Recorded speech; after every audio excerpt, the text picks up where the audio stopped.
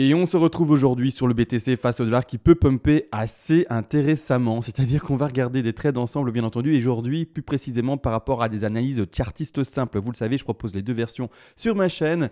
Analyse chartiste Elliott Wave et également analyse simple avec des figures chartistes entre guillemets. Et bien comme des double bottom, comme des épaules tête épaules inversées, comme peu importe plein de figures potentielles. On va regarder ça dans la vidéo parce que de beaux petits trades à prendre tout de même. On va en parler mais juste après comme toujours ça ne changera pas. La petite intro. Et c'est parti, on se retrouve enfin sur le BTC face au dollar. On va analyser celui-ci. Donc, c'est-à-dire que premièrement, let's go. On dézoome légèrement. Qu'est-ce qu'il y a eu récemment? Vous le savez, je ne vais pas vous le cacher. Vous l'avez vu, vous l'avez vécu en direct. De très jolies bougies rouges. On est passé, je le rappelle tout de même, des alentours des 34 840 dollars sur Bitstamp à beaucoup plus bas en à peine quelques heures, aux alentours des 27 724 dollars. Donc, c'est ça, non? 27 724 dollars, oui, parfaitement. Donc, ici, très joli, belle mèche de rejet. On ne va pas le cacher également. Très belle mèche de rejet, beau niveau de support ici aux alentours des 27 700 dollars. Donc ce qu'on va spéculer ensemble, vous allez le voir, c'est des triangles, des doubles bottoms, des choses comme ça, toujours en pariant à des trades à la hausse, c'est-à-dire en ouverture de long. Pourquoi est-ce qu'on va favoriser, je rappelle, tout ce qui est trade à la hausse et non pas par exemple des shorts, c'est-à-dire des positions de vente et essayer par exemple de jouer à contre-courant des positions de vente par rapport à ceci et se dire je vais essayer de choper ce top là, ouvrir un short à ce niveau des 34 000, 35 000 dollars et jouer ce mouvement-là. Bien entendu que si vous l'avez, c'est rentable, je ne dis pas, mais malgré tout, ce n'est pas ce qu'on va privilégier. Je le montre rapidement et après on attaque les figures simples, mais c'est important de le faire comprendre aux plus néophytes de la chaîne. Je sais que les avancés, vous êtes au courant, vous dites mais c'est Matt, tu le dis souvent, mais ce n'est pas pour vous que je le dis, vous c'est bon, vous avez appris les choses, je le dis, vous le savez, pour les nouveaux, etc., que j'ai envie, entre guillemets, de former un maximum, autant que vous, entre guillemets, vous aviez pu apprendre des choses sur ma chaîne. C'est-à-dire qu'ici, qu'est-ce qu'on voit? On voit une tendance haussière qui est affirmée depuis, on ne va pas le cacher, maintenant plus de 6 mois. Donc plus précisément, même plus que 6 mois, le mois de mars d'année 2020. Là-dedans, la personne qui a essayé de shorter ça, je rappelle, elle s'est cassé les dents, elle s'est fracassé les dents et elle n'a plus de mâchoire étant donné tous les rects qui s'est pris. Et je précise, quand on est dans un marché de bull run, entre guillemets, c'est pas étonnant de ne voir que du vert. C'est-à-dire que par exemple, je vous le dis, très court quand même, et après on part directement dans l'analyse simple, donc c'est-à-dire avec les figures, etc., et les targets, etc., et les trades à ouvrir. Mais voilà, celui qui essaye de shorter ça précédemment pour l'année 2017, début d'année 2018, au début du crash, il s'est fracassé pas mal les dents. Donc vraiment, n'essayez pas de jouer à contre-tendance. Vous pouvez, bien entendu, vous êtes majeur et vacciné, mais en tout cas, moi, ce n'est pas ce que je conseille dans un style de trading qui va, lui, tout simplement s'étaler sur plusieurs jours, voire même plusieurs semaines. Si vous faites du scalping, on ne parle pas de la même chose. Si vous faites du swing trade en horaire, on ne parle pas de la même chose. Là, vous jouez des micro-mouvements, c'est autre chose. Mon style d'analyse à moi, vous le savez, s'étale sur plusieurs jours et plusieurs semaines pour la tenue de nos trades respectifs. Maintenant que tout ça a été dit, on repasse en horaire, voire peut-être même en horaire. Oui, non, je trouve que c'est mieux en 30 minutes, on a plus de bougies, c'est plus joli. Vous allez me dire, qu'est-ce qu'on s'en fout que ça soit joli? Mais bon, visuellement, je trouve qu'il y a plus d'expression. Peu importe, c'est-à-dire que pour le moment, on n'analyse pas premièrement la grande figure. Je vais en parler. Vous allez voir, je vais passer dans un petit degré d'abord, donc un petit trade entre guillemets, et puis par après un trade plus important, plus grand, mais qui lui du coup aura besoin de plus de bougies, plus d'expression pour pouvoir bien simplement se confirmer. C'est-à-dire que, on va en parler légèrement après, étant donné que là, on va parler d'un trade qui s'étalera sur un terme de temps plus long. Ici maintenant, qu'est-ce qu'on peut voir à l'écran? Premièrement, c'est ici une chute. Rien de compliqué et c'est pas ça qu'on va prendre en compte. Nous, pour le petit trade, on va prendre en quoi en compte? On va prendre cette portion-ci, c'est-à-dire cette fluctuation de prix ici. D'accord? Qu'est-ce qu'il y a eu avant? Premièrement, rien de compliqué. On part tout simplement, on le voit sur une hausse ici. D'accord? Boum. On part là-dessus. Ah ça va pas. Ah voilà. Ok. On part là-dessus. Maintenant, si on part bien entendu sur l'expression d'un fanion ou alors également d'un bull flag, tout simplement à ce moment-là, qu'est-ce qu'on va faire? On va regarder le niveau de cassure. Alors je l'exprime, d'accord? Là pour le moment, sachez que ce genre de figure est plutôt rare, donc on ne va pas le privilégier, mais voilà, je le mets quand même en évidence, comme ça on voit tout, mais ce n'est pas ce qu'on doit privilégier. Donc c'est-à-dire que un bull flag, c'est-à-dire que par exemple, ici, le cours va continuer à fluctuer entre ces deux lignes, par exemple, boum, et à un moment s'extraire vers le haut. D'accord? Clairement, on prendra la cassure et de la résistance oblique et on ira retrouver l'objectif normalement maximal des 36 000 dollars. On va en parler, vous allez voir d'ailleurs, c'est de nouveau un plus haut. D'ailleurs, juste par curiosité, par rapport à l'Elliott Wave, est-ce que ça nous ferait une flat? C'est-à-dire que ça doit toucher les 123, 127. Non, ça ne les touche pas, dommage. Mais ici, l'objectif chartiste simple, dans ce cas-là, et en plus de là, j'ai spéculé une cassure de la résistance sans vraiment bien avoir la confirmation, mais entre guillemets, c'est ça, d'accord? Malgré tout, on ne va pas privilégier ça. On ne va pas le privilégier. qu'est-ce qu'on va privilégier? C'est par exemple un double bottom, d'accord? Un double bottom. Et donc le fanion aussi, hein. Donc le fanion, c'est autre chose, c'est légèrement différent. Ça se termine par un triangle, les objectifs sont les mêmes, d'accord? C'est similaire, vous faites de nouveau la cassure, etc. et c'est parti. Malgré tout, nous, c'est pas ce qu'on va privilégier pour ce micro-trade, entre guillemets. Qu'est-ce qu'on va privilégier comme figure pour ouvrir le trade? En fait, c'est ceci. Alors, je vais zoomer. C'est la W. Alors, la W double bottom qui est en train de s'indiquer maintenant. Et en plus de cela, au moment où je parle, on est sur la ligne de coup et on est en train légèrement d'essayer de la casser. Pas encore confirmé, mais on est en train de légèrement essayer de la casser. Je le mets en pointillé. Ça se voit assez. Vous trouvez que ça se voit assez? Peut-être le mettre en plus épais en fait. Hein, le pointillé. Moi, ça se voit pas du tout. Hein. Franchement, je mets en ligne pleine, non? En réalité. Je vous pose la question comme si vous pouviez répondre, mais vous ne pouvez pas, c'est dommage, j'avoue. Bon, on va le mettre en blanc, voilà. Là, c'est visible, là, c'est beaucoup plus correct. Niveau d'achat ou pour ce trade, bien entendu. Niveau d'achat, on le pose par rapport à la cassure de la ligne de coup. Là-dessus, rien de nouveau, rien de compliqué, c'est tout à fait acceptable, c'est normal. C'est-à-dire que là, maintenant, il y a des gens qui ont déjà anticipé la cassure actuelle et qui sont passés à l'achat en trade. Perspective haussière, donc les objectifs de ceci, je vais les indiquer premièrement. Mais même avant ça, je vais surtout montrer le stop loss. Le stop loss dans la théorie des personnes les plus défensives. Bon, le trade est en train de s'effectuer. Dommage, il faut également pouvoir analyser de votre côté, pas faire juste du copy trading. Parce qu'au moment où je parle, parfois il y a des trades qui s'enclenchent. Et en gros, vous ne l'aurez pas, vous aurez vu la vidéo trop tard. Mais donc c'est ça l'intérêt d'apprendre également, de pouvoir suivre et de pouvoir finalement par après être autonome. Mais non, n'empêche, on ne parle pas de ça.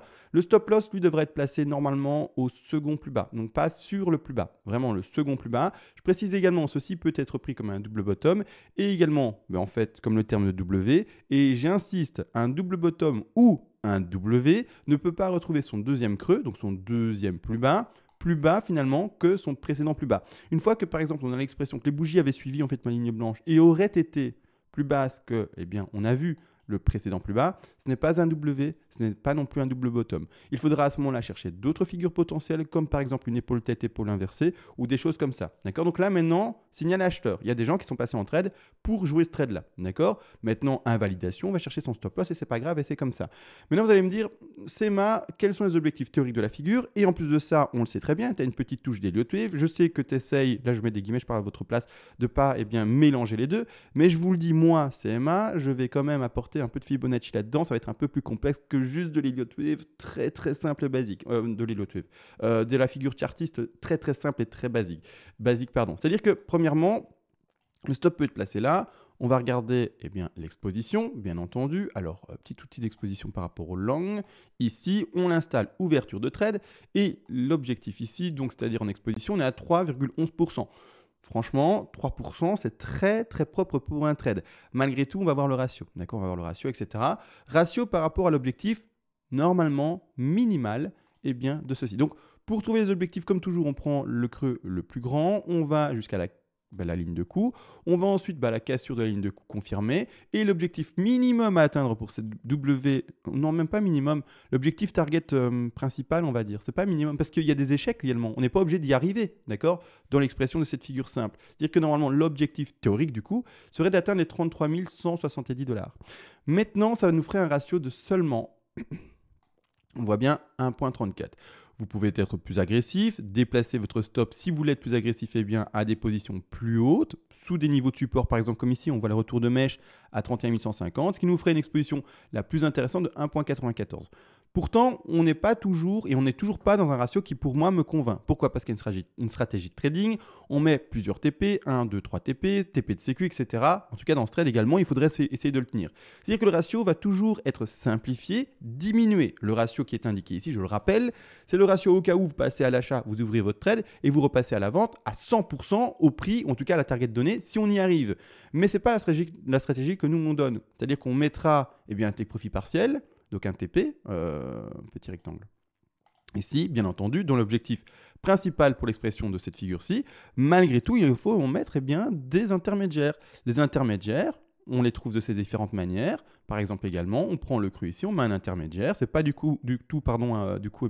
l'objectif principal, vous l'aurez compris. Mais ici, on a un premier TP que l'on peut indiquer ici comme déjà, majeur, TP1, TP3 là-bas en haut, et on ajoute un TP au milieu, bien entendu, pour avoir au moins un peu de sécu, parce que c'est beaucoup mieux d'en avoir 3 que d'en avoir que 2.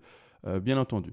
Ici, donc 3 TP indiqués, celui-ci complètement de manière hasardeuse, d'accord. Vous jouez par rapport à un niveau de résistance en face, par exemple, vous dites, bah, voilà, niveau de résistance là, hop, je le place là. Voilà, un niveau où, par exemple, eh bien, il peut y avoir, voilà, niveau de résistance, voilà, super, niveau de résistance dans ce niveau-là. Je prends un TP là, il peut y avoir, bien tout simplement, des difficultés à passer ce niveau-là. Donc ici, 3 TP installés. Et bien du coup, ce ratio, comme on le voit un peu là, un peu là, un peu là, jamais complètement clôturer son trade, parce que ça peut monter, bien entendu, plus haut, pour profiter des petites pépettes si on montait plus haut. Mais du coup, ce ratio, on le divise, pour simplifier facilement, hein, d'accord, par 2. Donc 1,94 divisé par 2, on est à moins de 1. Moins de 1 pour un ratio, c'est-à-dire que c'est pas bon du tout. D'accord, c'est pas les bons trades. Malgré tout, je vais quand même plus loin. Et c'est là où l'Elliott Wave, ma déformation entre guillemets par rapport à mes analyses, va rentrer en compte. C'est-à-dire que grossièrement, je vous le dis tout de suite, hein, on va jouer des choses qui sont par rapport à des Fibos. Et je vais vous montrer tout simplement où est-ce qu'on en est. Rapidement, en 2 mots, qu'est-ce qu'on a fait? On a été chercher le retracement des 38,2. D'accord? On va le montrer. 38,2. D'accord? Donc vraiment net pour un retracement propre. Vraiment, on peut partir sur la spéculation d'une hausse de celui-ci. La réelle cassure, confirmation, eh bien entendu, il y a la ligne de coupe pour entrer en trade, mais vraiment la belle cassure, ça va être, on a compris, le précédent plus haut qui a été fait il y a de ça quelques heures, c'est-à-dire en ce 21 janvier vers 15h, 16h, d'accord? Maintenant, clairement, qu'est-ce qu'on va jouer comme objectif si on joue avec les Fibos de manière un peu plus agressive? On va laisser son stop au même endroit, d'accord? Soit ici, soit un peu plus agressif là en haut, peu importe. On va laisser son stop avec cette exposition des alentours des 3%, un peu moins, un peu plus, en tout cas, tout dépend du moment où vous entrez dans le trade. Malgré tout, on va faire ceci. Je vais poser mon Fibonacci, je vais à mon sommet ici et je vais au plus bas connu actuellement. Par après, on va directement, grâce au Fibonacci, avoir des objectifs et donc un ratio beaucoup plus intéressant sur la hausse. On va carrément aller là, à ce moment-là, chercher un 61,8. Vous allez voir, c'est un autre trade vis-à-vis des Fibos sur lequel on va s'appuyer. C'est-à-dire que clairement, on va trouver directement des objectifs beaucoup plus agressifs, beaucoup plus élevés et qui sont tout à fait atteignables. Hein. D'accord? Vraiment un trade beaucoup plus intéressant, entre guillemets. C'est-à-dire ici, carrément, attendre les 33 427 $. Ne pas oublier, comme toujours, le TP de sécu. Le TP de sécu, finalement, c'est un des TP que j'ai mis dans le micro-trade, mais c'est un trade tout petit que, bon, c'est un des majeurs et c'est pas trop grave. Mais là, dans ce cas-ci, le TP de sécu, on va le placer, on l'a compris, en double top. Double top par rapport au précédent, donc c'est-à-dire au 38,2. Vous prenez une exposition, c'est-à-dire une revente de votre trade aux alentours des 10%, 15%, ça permettra de juste payer les frais, diminuer la perte au cas où le BTC ne devait pas continuer à pumper, mais qu'au contraire, il allait chercher juste votre TP1 et TP de sécu, et puis qu'en fait, il crachait, prenez votre stop loss, pas eu le temps de déplacer votre stop loss à votre point d'entrée, donc qui est la cassure de ligne de coût, et à ce moment-là, vous aurez diminué la perte, même si vous n'aurez pas annulé la perte. L'objectif, c'est toujours quand on ouvre un trade, je le rappelle, premier objectif, c'est pas de se dire combien je vais gagner, etc. Non. Premièrement, vous avez ouvert votre trade, il faut être actif. Et la première des actions à faire, c'est de se dire, OK, maintenant qu'il se passe ça, qu'est-ce que je peux faire en direct avec mon stop loss, mes différents TP, etc., pour diminuer la perte, voire même annuler complètement la perte. Ça se fait de manière évolutive. Plus bien le cours montera et plus il dessinera des supports et plus vous aurez des convictions de trade bien enclenchées et au plus vous montrez votre stop loss au niveau d'entrée. Ce qui fera, vous l'avez compris, pour ceux qui ne le visualisent pas encore, donc je réexprime par exemple ici notre exposition comme vous le voyez, le déplacement du stop loss au point d'entrée et vous voyez bien, le risque diminue jusqu'à arriver à 0. D'accord? Quand il est à 0, c'est nickel, c'est gagné. C'est propre, c'est nickel. C'est un trade qui ne peut plus être perdant, sauf si ça arrive qu'il y ait des bougies rouges de l'enfer ou des bougies vertes des cieux, qui soient trop rapides et que du coup votre stop ne soit pas enclenché. Bon, ça arrive et ça fait mal. Mais bon, voilà, c'est comme ça, c'est le risque du trading encore et toujours. Malgré tout, objectif 38,2, donc déjà, s'il continue à pumper, vous devez, si vous avez fait ce trade-là en direct maintenant, et bien simplement prendre un TP, comme dit, à 32 340 $ de sécu. D'accord, un petit trade. En tout cas, pardon, un petit objectif. Deuxième objectif, aussi plus intéressant, ce sont déjà les 100% de Fibonacci. Donc oui, c'est un autre trade beaucoup plus intéressant. 100% de Fibonacci, on est déjà de nouveau aux 35 149 $. Par après, là, ça va être plus agressif. On va en parler plus précisément par après. Mais on est dans des objectifs beaucoup plus hauts. On va bien entendu montrer également lesquels privilégier. C'est-à-dire quelle exposition de revente on va prendre et favoriser par rapport au TP. Ici, on retrouve tout de même un objectif numéro 3. Donc un TP3, d'accord. Ici, on est bel et bien sur un TP, on l'a compris, mineur, entre guillemets. C'est-à-dire qu'on est vraiment sur du 10-15%. du majeur à 61,8, du majeur également à 100, du majeur, donc un TP3 majeur, celui c'est vraiment comme dit, je le compte pas en fait, c'est un TP de sécu, hop, je le mets vraiment tout petit, d'accord. Du majeur ici également à 36 280 $, en tout cas cet intervalle-là, et encore un objectif haussier qui peut aller chercher, on l'a vu ici, les 161,8. Je vais expliquer comment privilégier quel TP, etc. Enfin, je vais aller dans la... Vraiment, il faut écouter tout. Je mets les TP, puis après j'explique quel TP on privilégie, etc. Et l'objectif des 161,8% de Fibonacci. Ici, on est carrément à 37 977 $. N'empêche, il y a des TP à favoriser. D'accord. Les TP à favoriser, c'est par rapport au retracement global total finalement du mouvement baissier. Les objectifs qu'on va favoriser, c'est tout ce qui se passe en dessous des 123% de Fibonacci, d'accord. Dès qu'on est au-dessus, on ne le favorise plus, d'accord. Donc là maintenant, les objectifs qu'on va favoriser, c'est celui-ci, celui-ci, celui-ci, d'accord. Celui-ci, non.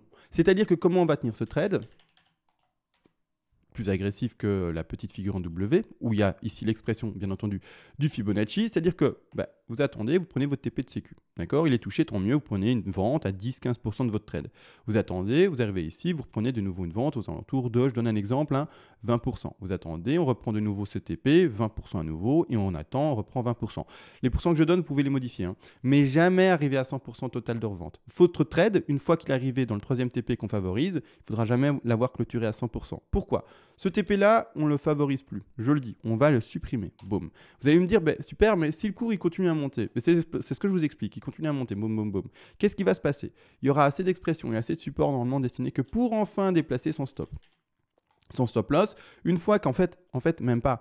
Quand le stop loss est en dessous de votre point d'entrée, il s'appelle stop loss. D'accord ? Une fois que votre stop loss sera déplacé dans le vert, c'est-à-dire au-dessus de votre point d'entrée, voire même à votre point d'entrée, il s'appelle stop profit. Parce que quand il est en dessous en fait, de votre point d'entrée, pourquoi ? Donc c'est la même chose, c'est le même outil, mais il change de dénomination au moment où il passe en fait, dans le vert. Parce qu'en fait, quand il est sous votre point d'entrée, quand il se fait prendre, il arrête votre perte.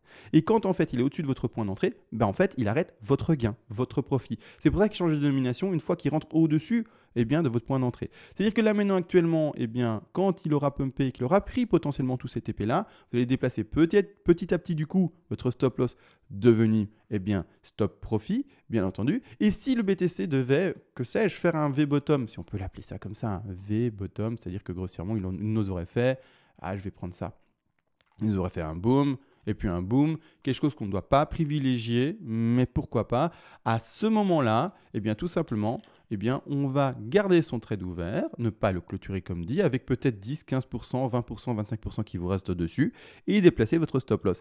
Et plus il monte, et au plus on déplace son stop avec, et au plus il dessine de niveau de support, et au plus finalement on le déplacera, on l'a compris, sous ces niveaux de support. C'est-à-dire que je vais le réexprimer, si le trade se prend bien, qui monte ici, qui fait une vague de consolidation, qui remonte, qui refait une vague de consolidation, et puis j'essaie de le dessiner, qui remonte, votre stop à ce moment-là, qui était initialement votre point d'entrée, ou en tout cas légèrement en dessous de votre point d'entrée, va être déplacé sous les niveaux de support, sous le gros niveau de support, casse sur la hausse, hop, on redéplace après notre niveau ici, en dessous du prochain niveau, etc. etc. D'accord ? Et plus il monte, et plus vous restez dans le trade. On ne crache jamais sur un bénéfice, ça je rappelle également, c'est pour ça qu'on clôture rapidement nos pertes, c'est pour ça qu'on a un stop loss, par exemple de manière serrée à 3%, mais c'est surtout du coup pour ça que au contraire, quand on est dans des gains, on ne clôture jamais. C'est la logique contraire. Et malheureusement, beaucoup de néophytes n'ont pas cette logique-là.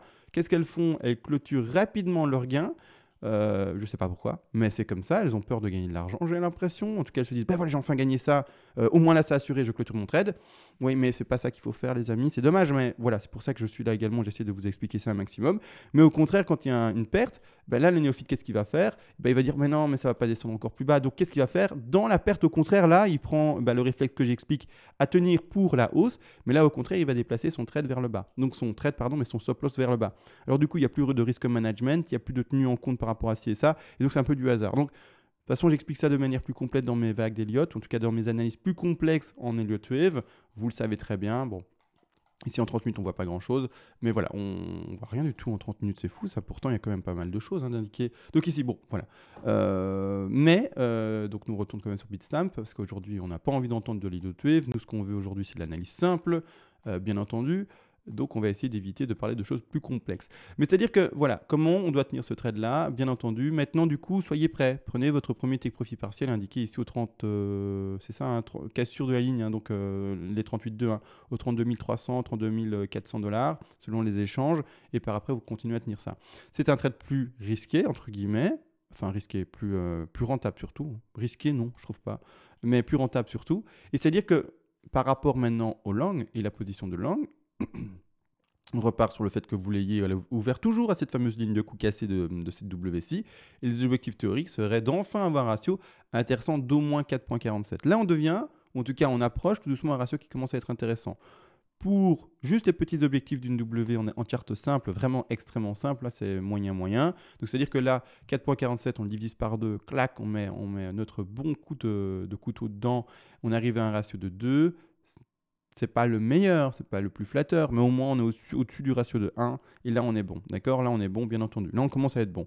Voilà, maintenant, tout a été réellement dit par rapport à ce trade. Attention, bien entendu, il peut y avoir le cas contraire, c'est-à-dire qu'il peut y avoir des trades qui peuvent être joués à la baisse, d'accord? Je ne montre pas ces trades-là. C'est très simple, je ne les montre pas. C'est pas pour moi des trades à prendre.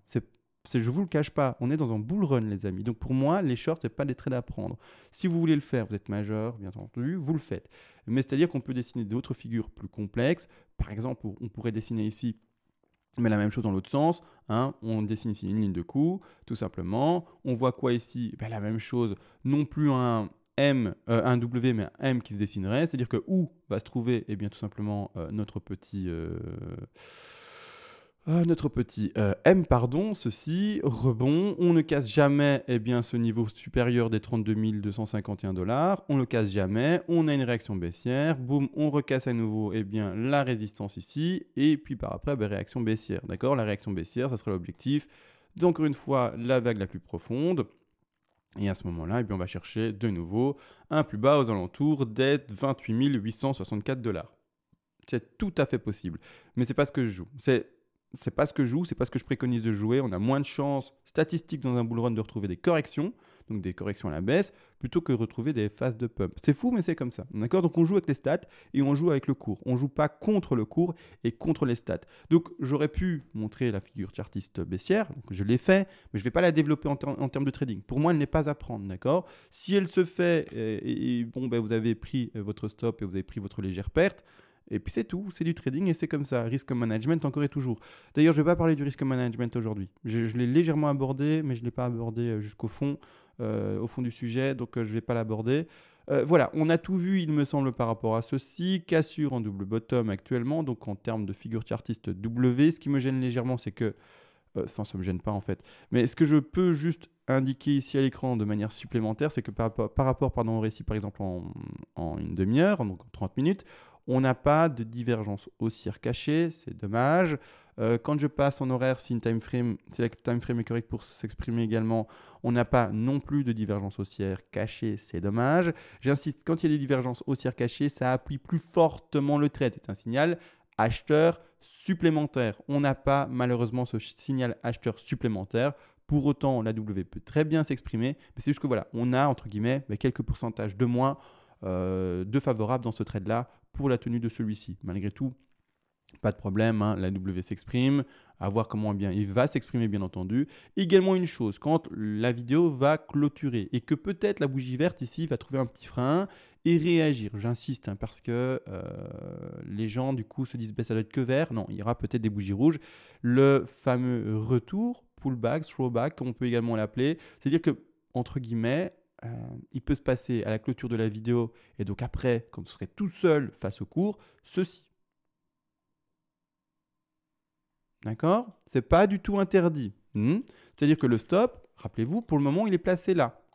Donc, s'il vous plaît, ne le déplacez pas trop vite, trop haut. D'accord? Parce qu'il y a ce retour rollback qui est possible pour après peut-être s'extirper réellement vers le haut. Donc attention au stop. Donc attention à ça. Il n'y a pas que parce que je vais clôturer la verte et un signal d'achat que du vert qui va s'exprimer forcément. On monte comme dans toutes les tendances avec les deux tendances mélangées. On aura même dans cette hausse-ci, potentiellement des bougies vertes, mais surtout mélangées avec des bougies rouges. On le voit, hein, quand ça monte, on a du vert et du rouge. On ne voit pas que du vert, d'accord? Donc attention à ça, d'accord? Ici, on peut s'attendre à un petit rollback, comme on l'appelle, et par après, eh bien simplement, s'extraire en vain vers le haut. Donc attention à ça, c'est important parce que j'ai remarqué que souvent, il y a des néophytes qui se disent mais ça corrige maintenant vers le bas et qui commencent à paniquer. Il n'y a pas de panique à avoir.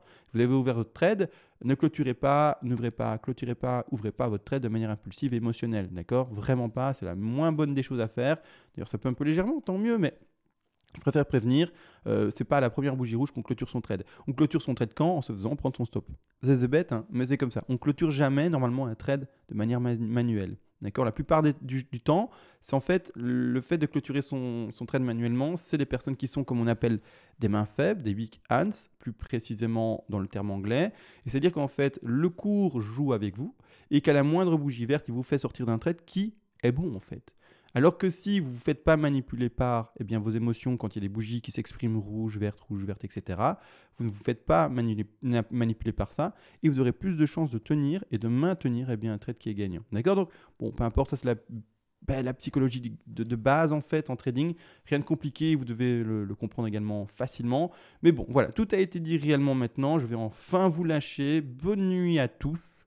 Quoique, si vous m'écoutez maintenant cette nuit, normalement, vous n'êtes peut-être pas en Europe, peut-être que vous vivez de l'autre côté de la planète, et peut-être que vous m'écoutez au petit matin, en petite journée, ou également en petite soirée, c'est à vous de voir. En tout cas, je vous souhaite à tous du coup une bonne matinée, une bonne journée, une bonne après-midi, une bonne soirée, une bonne nuit, une bonne grasse matinée, Bref, on s'en fout, on se voit à demain, et sur ce, ciao.